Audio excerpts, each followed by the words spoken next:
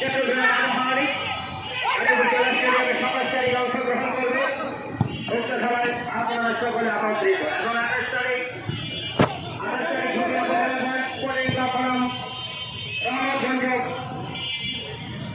মুসলিম society অংশগ্রহণ করবে আগামী 28 তারিখ গাজীপুর জেলা স্টেডিয়ামে।